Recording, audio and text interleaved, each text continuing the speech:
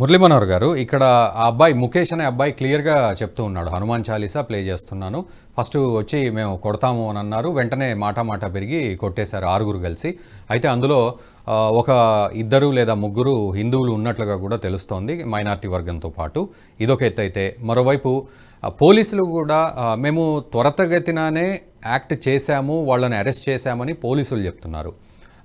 At the same time Congress వర్గాలు ఏమంటున్నాయి, ఇది కేవలం కోడ్ ఆఫ్ కండక్ట్ ఉన్నప్పుడు బీజేపీ కావాలనే మత రంగు కానీ రాజకీయ రంగు కానీ పులుముతోంది అని. బట్ నిజంగా చూస్తే కర్ణాటకలో సిచ్యువేషన్స్ ఒకప్పుడు ఎంత ప్రశాంతంగా ఉన్నప్పటికీ ఈరోజు పాకిస్తాన్ జిందాబాదు నినాదాలు వినబడతాయి.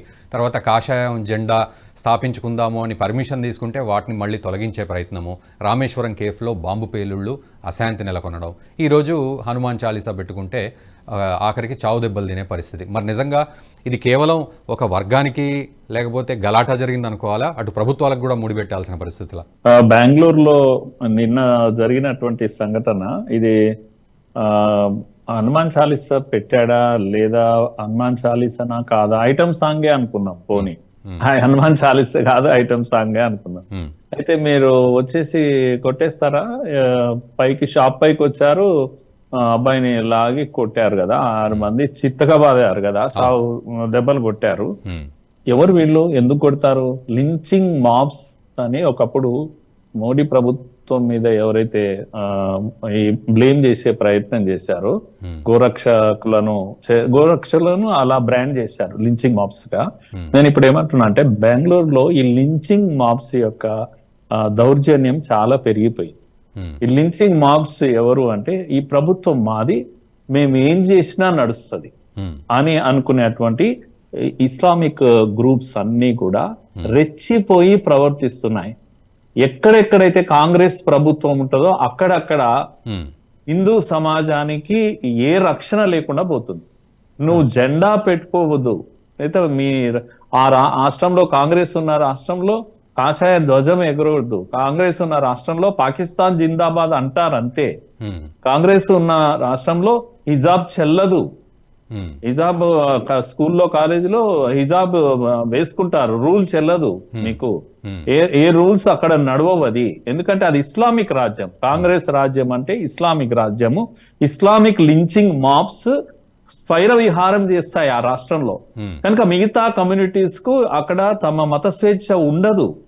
అది ప్రూవ్ అవుతుంది. చివరకు security, law and order problem అనేది కాంగ్రెస్ ఏ రోజైనా కూడా బయాస్డ్ గా ఉండి హిందూ వ్యతిరేకంగా ఉంటుంది.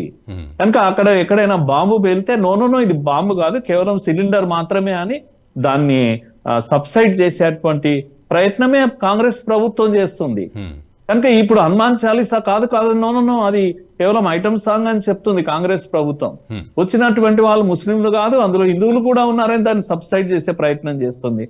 ఆ విధంగా వీళ్ళని ఎప్పటికీ ప్రొటెక్ట్ చేసేటువంటి ఒక ప్రయత్నం చేస్తుంది. కనుక మీరు అదేంటి పిఎఫ్ఐని బ్యాన్ చేసింది కేంద్రం, ఎందుకంటే వాళ్ళ టెర్రర్ యాక్టివిటీస్ కారణంగా. పిఎఫ్ఐని బ్యాన్ చేశారు కనుక ఒక హిందూ సంస్థను కూడా మేము బ్యాన్ చేస్తాం, బజరంగ్ దళ్ కూడా మేము బ్యాన్ చేస్తాం అనేటువంటి ఒక స్టాండ్ కాంగ్రెస్ తీసుకుంటుంది. కనుక హిందువులందరూ ఈ రోజు ఆలోచించాలి, ఎందుకు ఈ కాంగ్రెస్ ఇలా తయారైంది అని. మనం ఈ కాంగ్రెస్ ను చూజ్ చేసుకుంటే మన బ్రతుకులకు సేఫ్టీ ఉందా లేదా అనే విషయం కూడా ఆలోచించాలి. 10 ఏళ్లుగా దేశంలో బాంబుల ఇది వర్షం కురిసేది, అడుగున బాంబులు వాడేది. గోకుల్ చాట్ లో భద్రత లేదు, మనకు సాయిబాబా మందిరంలో భద్రత లేదు, ఇంకెక్కడ భద్రత లేదు. అలా దేశంలో ఎక్కడ భద్రత ఉండేది కాదు. నెలకు 1-2 బాంబులు పేలేది. ఇప్పుడు కానీ కాంగ్రెస్ ఉన్న దగ్గరనే బాంబులు వెళ్తాయి ఇప్పటికైనా సరే. కనుక కేంద్రంలో కాంగ్రెస్ ఉంటే దేశం అంతా వెళ్తాయి, రాష్ట్రాల్లో కాంగ్రెస్ ఉంటే అక్కడ బాంబులు వెళ్తాయి. అందుకే నాకేంటంటే ఈ సెక్షన్స్ ఏవైతే terror groups, Islamic terror groups, ఈ ప్రభుత్వంలో వాళ్ళకు స్వేచ్ఛ లభిస్తుంది. కనుక ఇక్కడ ఫ్రీడమ్ ఆఫ్ స్పీచ్ కాదు, freedom of exploring bombs, freedom of attacking Hindus, ఇది ఈ దేశంలో ఇప్పుడు నడుస్తున్నది. కర్ణాటకలో నడుస్తున్నది కూడా అదే. కనుక నా పాయింట్ ఏంటంటే, కర్ణాటక, బెంగళూరు అనేది ఈ దేశంలో అతి పెద్ద ఐటీ సెంటర్. మనం సిలికాన్ వ్యాలీగా, ఇండియన్ సిలికాన్ వ్యాలీగా పిలుస్తాం. 245 బిలియన్ అమెరికన్ డాలర్స్ వర్త్ మనము సర్వీసెస్ ఎక్స్పోర్ట్ చేస్తాం.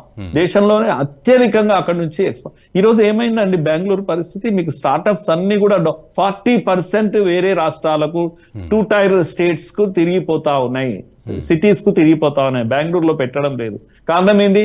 ఇదిగో శాంతి భద్రతల సమస్య ఈ విధంగా ఉంది, ఎక్కడ భద్రత లేదు కనుక ఎక్కడ నీటి సమస్య ఉంటది, ఓసారి ఫ్లడ్ సమస్య ఉంటది, బెంగళూరు మునిగిపోతుంది, లేదంటే నీళ్లే లేకుండా పోతుంది, లేదంటే ట్రాఫిక్ సమస్య ఉంటుంది. కాంగ్రెస్ ప్రభుత్వమే ఒక సమస్య, బెంగళూరు సిటీని నాశనం చేసేటువంటి ఒక అడ్మినిస్ట్రేటివ్ స్టేషన్ లో కానీ మిగతా వాటిల్లో ఫెయిల్యూర్ అయిపోయింది.